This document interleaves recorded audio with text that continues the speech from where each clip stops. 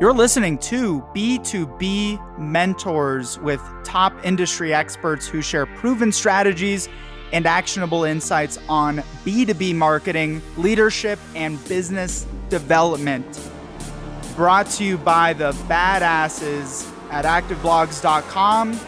Again, go visit activeblogs.com.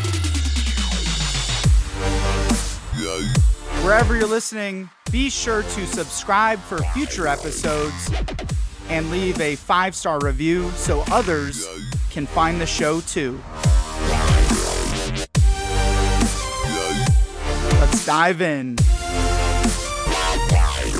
Hello, my friends. Connor Doobie here. Welcome into the B2B Mentors podcast. So excited to have you here. Took a little hiatus there while we're getting prepped for our next round of interviews for the coming months, and I have some heat coming at you. I have a phenomenal guest. Before we get there real quick, make sure you do a couple things because you're going to want this information. Make sure you subscribe. Make sure you leave a 5-star review, and that way you and your friends can also find the show too, wherever you're at. Subscribe. We're on all your favorite top podcast platforms. You just look up B2B Mentors. Wherever you are, you can find us. All right.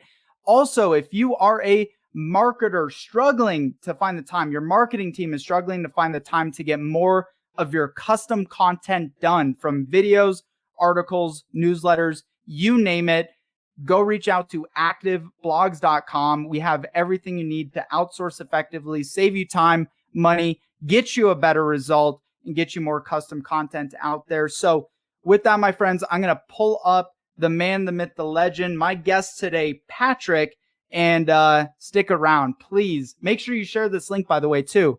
Drop any comments or questions as we're going along, and I'll get this guy up here. What's up, brother? Good to see you. Hi, Connor. Nice to be with you again. I am so, like I told you when we were kind of in the back room or whatever, every single marketer, salesperson, business owner needs to go watch your TED Talk, and we'll dive into that. I watched that this week, and I'm so freaking impressed and blown away by your expertise. I could not wait to get into this interview today.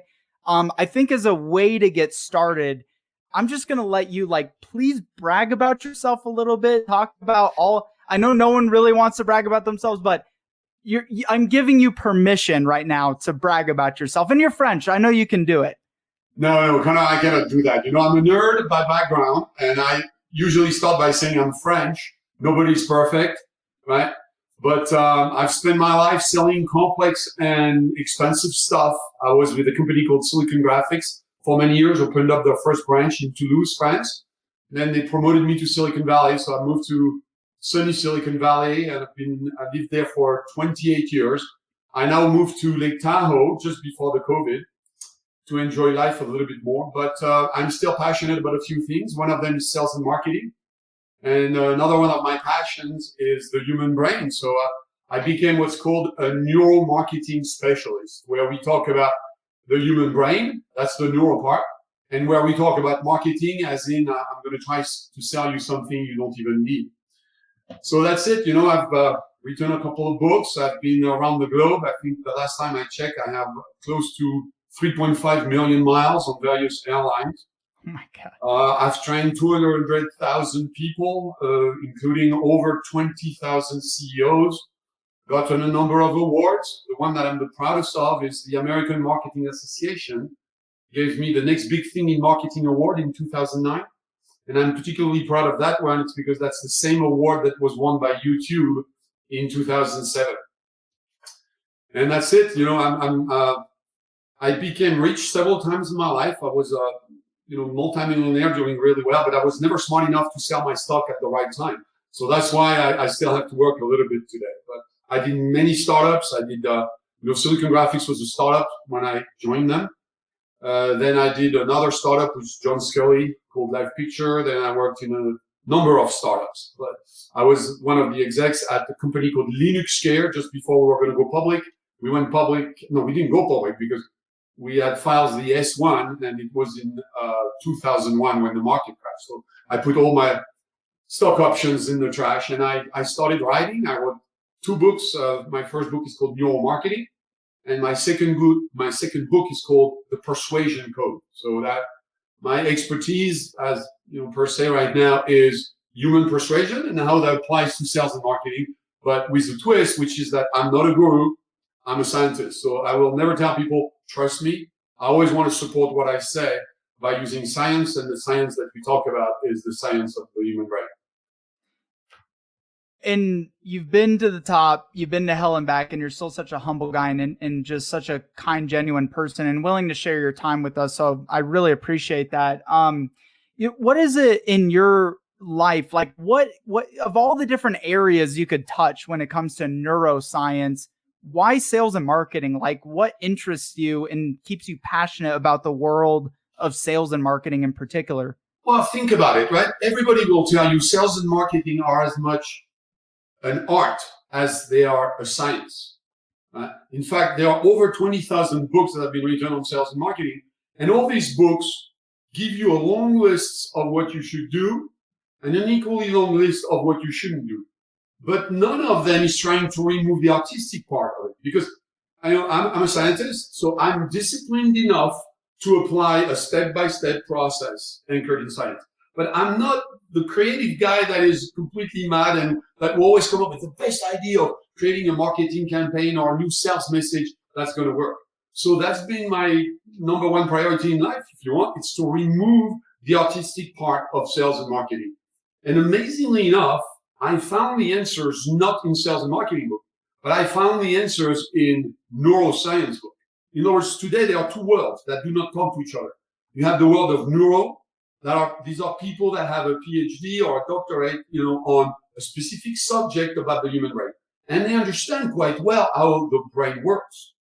On the other side of the fence, you have the world of sales and marketing, and these people, they somewhat know how to sales and market, but they came up with a lot of empirical rules of what works and what does not work in sales and marketing. And those worlds have never spoken to each other. So 20 years ago, when I wanted to write a book, and pretty much everybody wants to write a book, right? But when I wanted to write a book, my expertise being sales and marketing, I looked at what's the competition, right? And I found 20,000 books on sales and marketing, but I found that none of them were talking about the human brain. And that's the ultimate target when you do sales and marketing, right? Because it's never the one who has the best product that wins. It's always the one who has the best message about his product that wins. And so how do you use a step-by-step process to create killer messages that will resonate in the brain of your targets, your consumers? Right? And you could coin yourself an expert in sales or marketing, but 90%, 99% of what you see out there is gut instinct, going by the hip, or maybe data, but data that may not be able to be replicated because it's not being done in a scientific manner. Well, no, data is always useful when you do sales and marketing, but it's useful. The sad thing, though, is the only way you can use data in that case is you create two messages, you test them, and then you use data to decide which of those two messages are going to be the best, right? But without doing this, can you use a predictable model that will tell you whether that strategy or that message will work better? And I am a strong believer that it's possible. And my work is based on the work of a researcher by the name of Daniel Kahneman. Kahneman was a professor of psychology at Princeton University, and he won the Nobel Prize in Economy in 2002. And the puzzling discovery that Kahneman made was that when we decide, or the source of all human behavior is not what we think. In other words, Kahneman discovered that there is not one brain in the human skull. It's that we have two brains. He named them System 1 and System 2. And again, his work got him the Nobel Prize. So he's a very sharp guy, right? And he's talking about those two systems in the brain. He's talking about the outside, the wrinkly pinky part of the brain. He named that System 2. I didn't like those names, so I called it the rational brain. And then he named the other brain, which is the top of the stem, the section that unites both hemispheres, this section here, which is called the cerebellum, and this section here, which is called the middle brain. All together, he named that System 1, and I called it the primal brain. And here is what Kahneman did, and he demonstrated it. So it's a scientific demonstration. Don't drop the brain, bro. Don't drop the brain. Mind, right? But he demonstrated that the key to understanding human behavior is to understand the primal brain.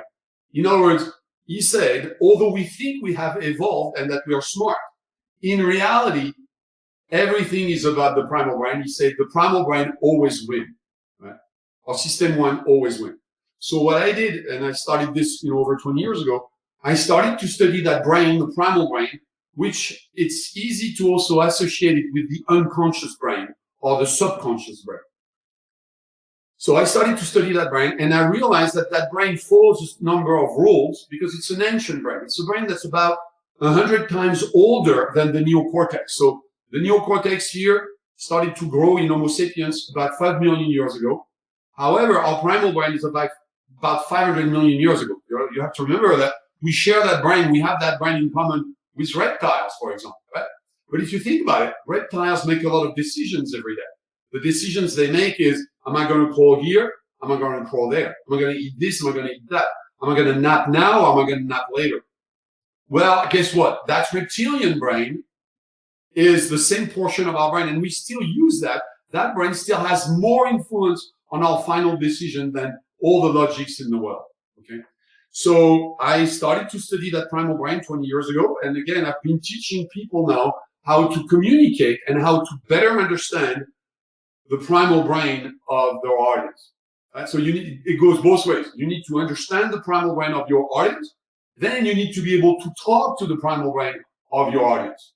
So that when you create a message, that message resonates with that brain without insulting our more rational neocortex. How, do you, this might be a little obscure, but do you ever see through evolution, the way we're rapidly, with technology and everything, is our rational brain going to take over from our primal brain at some point sooner? Maybe not. I mean, maybe it's millions of years or maybe it's soon. Like, have you had that exercise before or thought about that? It's moving at the speed of evolution, right? So I just want to give you an idea. Everybody who's been in sales and marketing know that words are not very effective to influence people compared to images, right? So why is that? Why is it that an image will impact people a lot more than text? So as I said earlier on, the primal brain is about 500 million years old. Now, do you know how old are words? Tens of thousands? Yeah, so 10,000 years for written words, right?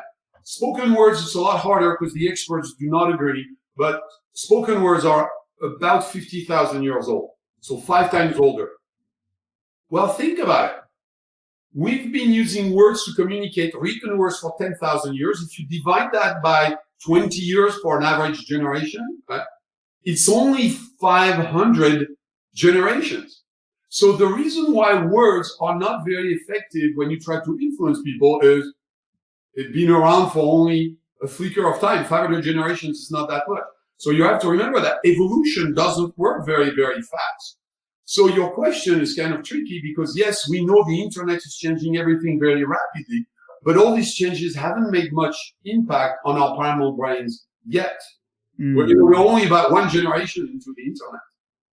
So sadly enough, by the way, everybody's wondering what's going to happen with that. In other words, yes, we realize that these technological changes are making a big impact on our brain, but we really have no ways of predicting it. In other words, the pace of change and everything else that goes on, it's everybody's bet. And there's such an interesting play on this in the marketing world because as marketers, we put so much emphasis on the written word, copywriting, copy editing, but maybe even especially as B2B marketers, pages and pages of white papers and documents with very limited graphics or visuals in it, we're kind of doing things wrong, aren't we? Yes, but you know why? It's because that's an interesting topic. Most people, when they communicate, they want to communicate about who they are and what they do. So we tend to speak about our product and services. Now, we all know, if we've been in marketing for long enough, that talking about what we do and who we are has zero impact. So then we say, well, if we're really smart, we're going to talk about what our product can do on the world of our prospect, right? So we defocus the message from being about us to being about the impact of our product on the world of our customers. So that's what we talk about. But that's wrong. What we should do is we should show the impact of our product and services on the world of our prospect. In other words, the images that we need to present are not the images of our product. So we need to find a metaphorical visual representation of how our product impacts the world of our prospect. And let me give you a very simple example, right? Now imagine if you sell a service to lose weight. Imagine you're like Weight Watchers, right? Of course, you don't want to give people a long list of the menus that you're going to have for them, the workout exercises that they should be doing, etc. What you do is you show a guy who is 200 pounds, and then the same guy after he's lost 50 pounds. And that's an impact on my brain instantly, right? So that talks to my primal brain. I can see visually the result of the impact of your services on my world, which in this case is me, right? Same thing when you see a guy who's bald, and then you see the same guy with a full head of hair. Mm. It's very easy to understand that when you sell a product like, some kind of liquid to regrow hair or a program to lose weight. But when you sell a very complicated software application or some kind of intangible service, showing visually the impact of your services on the world of your prospect becomes very difficult. So the reason why, all this to answer your question, the reason why we tend to use words to do that, because it's easier for us to do it with word than it would be with visual. So we take the shortcut and we use word. The problem is it has very little impact on our customers. It is hard because I was going through these practices as I was going through your course, and I'm looking at my site and I'm looking at some of our stuff. I'm like, how could I visually represent this? And one thing that I was questioning, so in your course, you mentioned like the projector example. I can't remember what the name of the company was, but they had like a projector and a laptop, and it's like quick. And the way the messaging was in what you had talked about in the stimuli of the brain, it's one of those that's more of a pattern disruptors versus like I get it easy. Like there's a fat man and there's a skinny man. It doesn't make your brain have to think very much. What do you think the preferred stimuli for like visual representation could possibly, like, is it more pattern disruption? That's what marketers should be aiming towards, or more like super easy, simple, I get it. Like even the cup example, right? With the nose in the plastic surgery example, it took me a little bit for it to click until it mentioned, but it is definitely like a pattern disruption. So it depends what you're trying to communicate. So maybe you're trying to communicate your unique selling proposition, right? So if you're trying to communicate a USP, ideally what you would want to do is you would want to show that all your competitors are a red apple and that you are the only green apple. So if there is a way to show that in one single visual, then you should try it. Now, if it's not so much your unique selling proposition that you're trying to communicate, in the case of Weight Watchers, if they put a picture of a guy who's 200 pounds and a guy who's 50 pounds, maybe the other programs that compete with them give the same result. But it doesn't matter, because when they do this, they are still capable of expressing their value prop without using any word. The only word that they need is Weight Watchers, and that's it, just the brand. So it depends what you need to communicate. So it gets more complicated depending on where you are in your sales and marketing objectives. So on a case-by-case basis, where do you think we're in a digital world now? I mean, you're working on a course called Zoom Sucks, right? Basically is like selling remotely, and so many people have had to learn how to do it. I've been doing it for years, so I picked up keys on how to do it effectively. How do we make sure we're hitting and being effective in digital marketing and complementing the 6 stimuli that you talk about? That's $1 million question, right? But just to backtrack a little bit about what you said, yes, I got a call from LinkedIn a few months ago, and they asked me to develop a second course. My first course from LinkedIn is called The Neuroscience of Sales, and anybody with a LinkedIn account can access it. But the second one is going to be called Why We Hate Zoom and How Neuroscience Can Help. Because here's what happened, right? in March 2020, everybody switched from trying to sell face-to-face to selling on Zoom. But the medium is fundamentally different. And because, again, we're going to judge people not with our rational brain, but with our primal brain, the primal brain being this ancient organ, we have to adapt our content. We have to adapt the way we communicate to that very specific medium, which is called Zoom. So I'll give you a very simple example. Anybody who has used PowerPoint to present, they know that when you present on PowerPoint, it's better to stand than to be seated in the same room as people, right? Most of the time. And if you're standing, you don't want to present with your two hands in your pocket. We would all agree that this is a sin on PowerPoint, right? But do you know what is the equivalent sin on Zoom? And most people don't know it. You need to have your hands visible. In other words, hiding your hands on Zoom is the equivalent of presenting on PowerPoint with your hands in your pocket. Why? Because your subconscious primal brain goes, yeah, I can see that guy, but I don't see his hands. So maybe he's hiding a weapon that's going to be capable of killing me through the internet, right? Because our primal brain is really primal. So the reason why people need to see your hands, they need to see your palm, because it's a sign that you're coming at peace, that you're not carrying a weapon. And the problem is most people don't know this. So that's it's hard to maintain sometimes too. Like even after we talked the other day, I even realized there's a couple times where my hand dips behind the camera or even just my thumbs. Is it like you need your whole hands or just like your hands visible to? The most important part is people need to see your palms, okay? And you don't need to have them in the frame of the camera all the time, but at least from time to time. And it's completely unconscious. And then it goes on and on about the thing that we do on Zoom. Now, I'll give you an example, right? Right now, I am looking at you right in the eyes. But you don't see it because there is an angular difference between my camera is right there, and you are right here. So there is an angular difference. And for most people, if I'm talking to you on Zoom right now, your primal brain goes, he's not even talking to me. He's not paying any attention. Why should I pay attention to him when the guy cannot even hold eye contact? You know how uncomfortable it is to meet people that don't have proper eye contact, especially people who are almost sick with it, right? If you meet somebody with autism, for example, it's a threat for them to look at you in the eyes, so they feel very uncomfortable. And we experience a little bit of that through Zoom, but we are not even conscious about it. And again, I just give you two rules, but there is like so much more, right?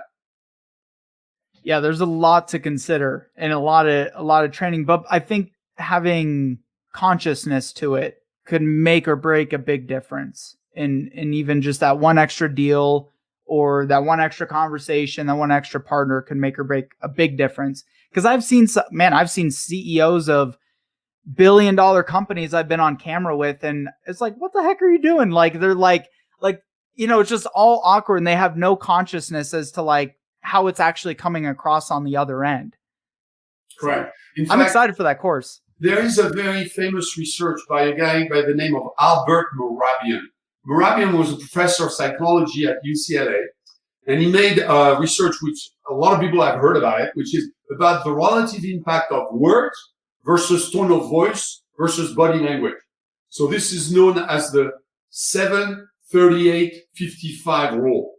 So Mehrabian said that 7% of our impact comes from the words that we use, 38% from our tone of voice, and 55% from our body language. Now, his research is very often misunderstood and those numbers are being misused, but it's still a very interesting indication. And the indication is that the primal brain of your audience is also what's called the preverbal brain. It's a brain that doesn't understand words. Why? Because it's 500 million years old and words are only 10,000 years old for written words and 50,000 for spoken words, right? So that explains, for example, why visuals have so much importance, because it's 55% of what you're going to be communicating at the end. Now, sadly enough, if you're on Zoom, now people are going to be paying a little bit of attention to your side. So, of course, then that goes back to what's the quality of your side? Now, as we all know, because I've seen, I don't know, maybe 3,000 PowerPoint presentations, maybe 5,000. I don't know the exact number. I've seen many of them, right? And most of them suck. Why? Because people have too much text. They have too many bullets and they don't communicate properly. And there is no storytelling in the series of slides that they bring. Well, guess what? The primal brain loves stories because stories create a multi-sensory environment, which makes the story believable, but very few people use good stories, and even less people know how to tell stories. And so when you're on Zoom, all this issue of, is your message very visual? Are you visually attractive, even if you look like a 60-year-old guy like me, right? So that's the point. And there are a few things that you can do without using cosmetic surgery. The texting, I'm a huge offender of. It's like I'm thinking back to even like conferences that I've spoken at, and I'm like, oh my God, I use so much text on those slides just trying to get my damn message across, and it just went in and out. That brings another important point about the whole Zoom and virtual world we're in. Conferences, almost every single marketer that I've spoken with over the last 6 months has plans for an online webinar or online event. And one thing that really caught my attention in your coursework is people realistically, they check in at the beginning and then the rest is just molds in their brain, and then they check back in at the end. All the meat in the middle. So how do you be effective knowing that the primal brain is really only checking in at the beginning of something and at the end of it? Well, you need to articulate your message so that you put the good stuff at the beginning and at the end. In fact, George Lucas said, the secret to a good movie is create a hot opening, create a hot close, and just don't screw up in the middle. So knowing that whatever you communicate, we cannot, beat that particular law. It's actually in psychology called the primacy recency effect, right? Our brains are wired to remember things at the beginning and at the end, and our attention will drop always in the middle. So you have to take that into account. You need to put something really juicy at the beginning and at the end.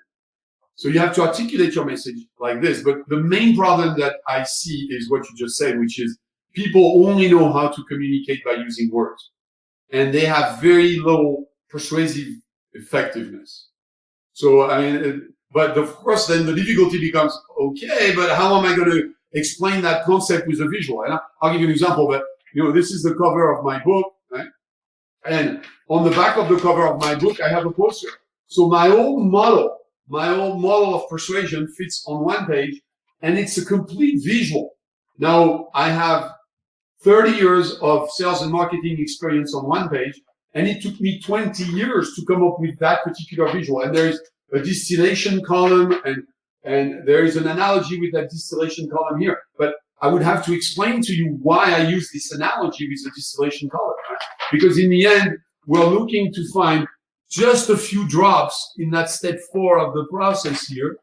We're looking to find just a few drops of concentrated message, because most messages are too long. No, people believe also that text is important, right? And that quantity is important. Like, this is the number 2 sin of people when they communicate, right? They're going to tell you too much. No, tell me the same story in 3 seconds as opposed to 3 hours if you want to get my attention, right? And a famous American president said, if you want me to present for 3 hours, I'm ready right now. If you want me to present for an hour, give me 3 days to prepare. And if you want me to present for 5 minutes, give me 3 weeks to prepare, right? It is always much, much harder to make your message in a very short amount of time. So difficult. So many questions come to mind with that. But in the short time that we do have, are there any other recommendations that are key? Actually, you know what? Screw the recommendations, because they can find that kind of stuff in your coursework. What are some of the other biggest mistakes that you're finding marketers and salespeople are making that is not speaking enough to the primal brain of their customers? Well, I think the number one sin is people are talking to their customer about them, not about the impact of their product on the world of those people. So that's number one. Number 2 is they use too many words, right? Not enough real visuals. Number 3, the message is too long, right? It's inevitable. Number 4, the message is not differentiated. In other words, most companies' websites start with those keywords, right? We are the leading provider of. Well, guess what your competitors are saying? Your competitors are saying, we are the leading provider of. So in the brain of the buyer, they do not see enough contrast between all the offerings, because people use the same words, and all those words are intangible, and by definition, those words cannot be understood by a brain which is 500 million years old. It violates all the communication rules of that very ancient brain.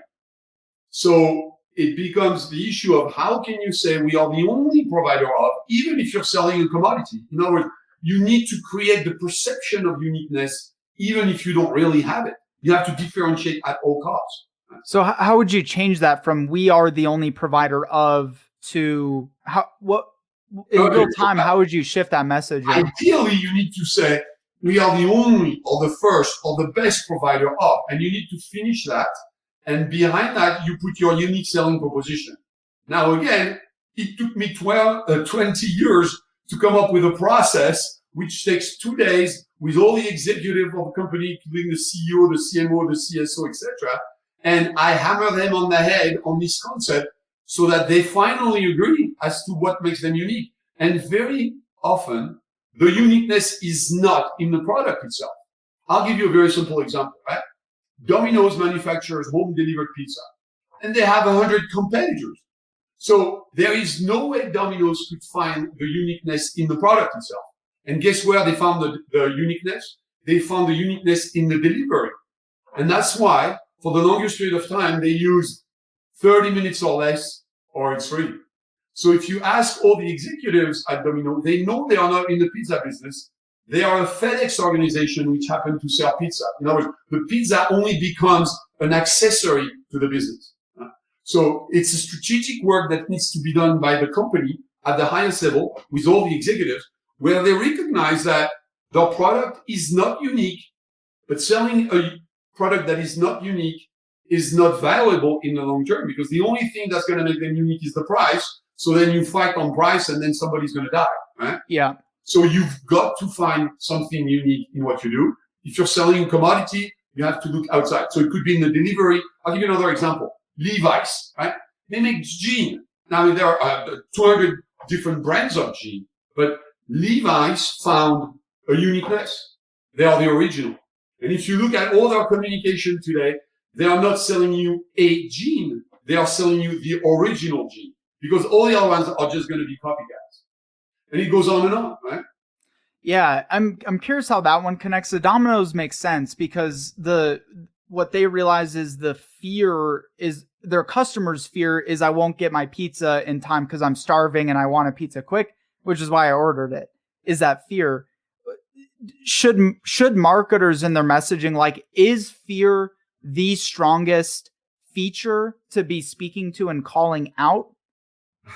All right. So if you look at, we talk about the iceberg of decision drivers. So in the iceberg of what drives the decision of people, at the very top of the iceberg is the likes, then the wants, then the need, then the pain, and then the fears. So people that are expert in the brand, they will tell us that all the decisions we make, whatever the product is, whatever the decision is always based on fear. Now, it is so deep inside our unconscious, or what we're going to call our primal brain, that most people don't realize. So selling to the fear is always good, but people don't understand that there is a big difference between the conscious fears and the unconscious fear of survival. Because at the end of the day, it's all about survival. Our primal brain only worries about one thing. It's keeping us alive. And to do that, it wants to avoid pain. And, an extreme pain typically leads to death, which is no survival. Okay. Which if I don't get my pizza, I'm going to die. It's if you guaranteed. don't get your pizza, the pain of the pizza is actually the anxiety of not knowing when the pizza will arrive. So it's not quite a fear, but it's not very far, right? But if Domino's was going to price their pizza at $100 a pie, they wouldn't sell many of them, because your fear is, if I pay them $100, I'm not going to have enough money to pay my rent, therefore I cannot survive. Right? So that's the idea. But in the case of Levi's, the pain is more subtle. And it's, I need a pair of jeans, and I can get it from 100 different vendors. But there is some value of buying the original, because if it's the original, maybe I'm going to buy the idea that I'm going to become one of those gold miners during the gold rush. And they were all, fighting to get Levi's jeans, because at the time, they were the longest lasting pair of pants you could get, right? So originally, Levi's value prop was, if you buy one of our jeans, you can go mining for 6 months with the same pair of trousers. But now today, nobody cares because we can all afford to get 10 pairs of jeans. So the longevity of the jean is not that. But unconsciously, we might still be buying, and I didn't do the study, so I can't tell you for sure. But the pain that we have is that, well, if I buy just a regular jean, I'm not the original miner. So that might be what they're selling to at that point. Dude, there's so much still I want to break down, but I know we're tight on time. So I do want to ask you this for those who are listening to this. Now, by the way, if you guys are enjoying this, please share it. Share this out if you're watching this live. Comment on it. Share it with your friends. They need this information. What are some, besides your resources, of course, are there any other materials for the layman that you would recommend to go study, read, look up? Sure. So again, our model is based on the research work of Daniel Kahneman. He wrote a very famous book that everybody has. Say his last name again. Kahneman, Kahneman. First name is Daniel, and his book is titled Thinking Fast and Slow. He's written several books, but the book that made him really famous is Thinking Fast and Slow. He talks about those two brains, system 1, system 2. System 1 is the fast brain. It's the brain of reflex. It's the unconscious. System 2 is the neocortex that makes us smart. So he wrote that book, but I want to give you a little bit of warning because a lot of people have bought that book, and I know only about 20% of the people who bought the book actually read it because it's PhD plus level reading. So it's a fascinating book from a scientific perspective, but it's not an easy read. But that's the scientific foundation of our model. Then there are a number of other books which I consider to be my favorite books. I mean, one of them is by another researcher by the name of Robert Cialdini. Cialdini wrote The Psychology of Influence.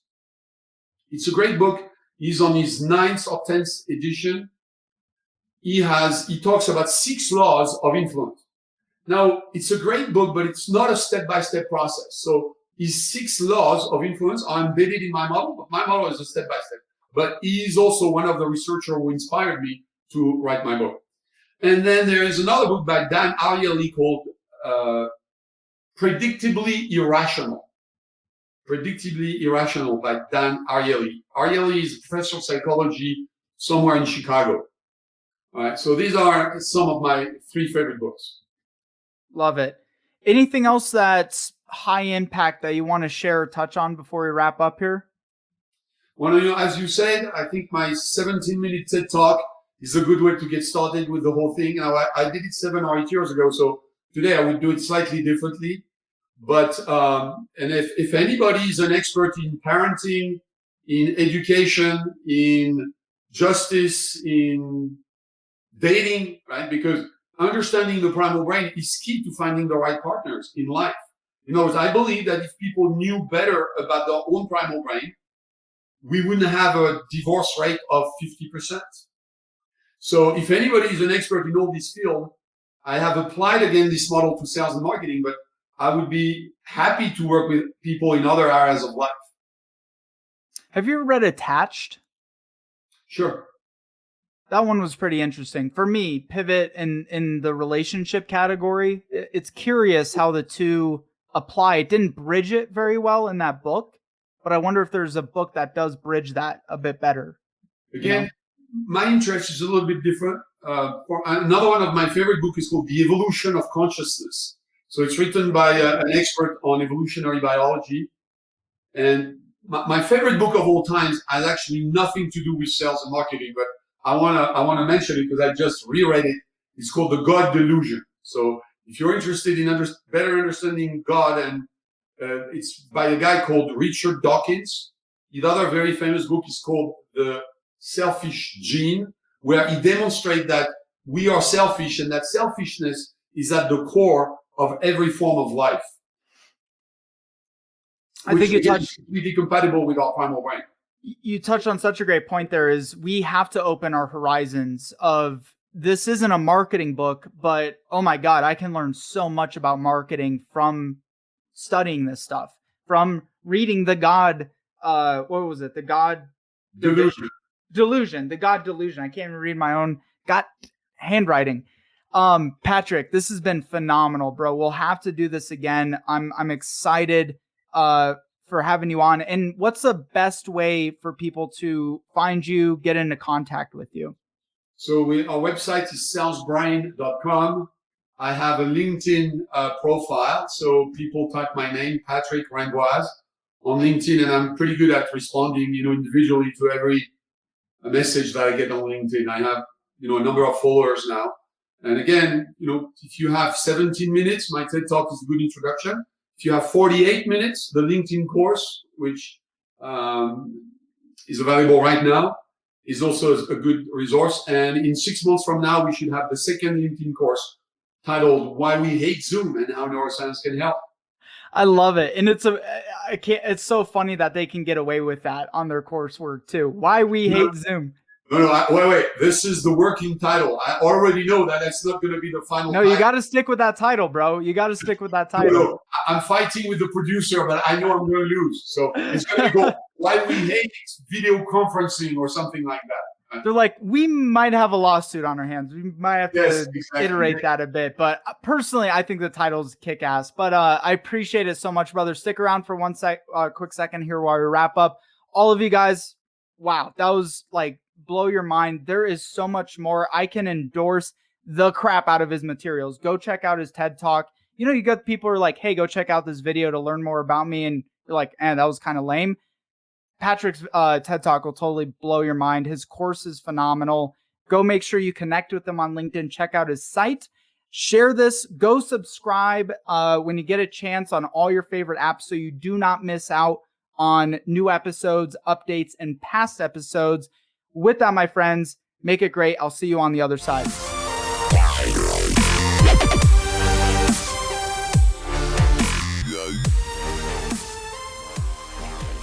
Thank you so much for tuning into this episode of B2B Mentors. Hope you enjoyed as much as we did. And don't forget, we're on all your favorite podcast apps. Make sure you subscribe wherever you're listening. And make sure you leave a 5-star review so others can find the show too. By the way, if you need support reducing your marketing costs, improving your current resources, or identifying new marketing strategies for your business, make sure you go get a second opinion from the experts at Active Blogs. Visit activeblogs.com and you can receive up to a 45-minute, no-cost marketing second opinion. activeblogs.com.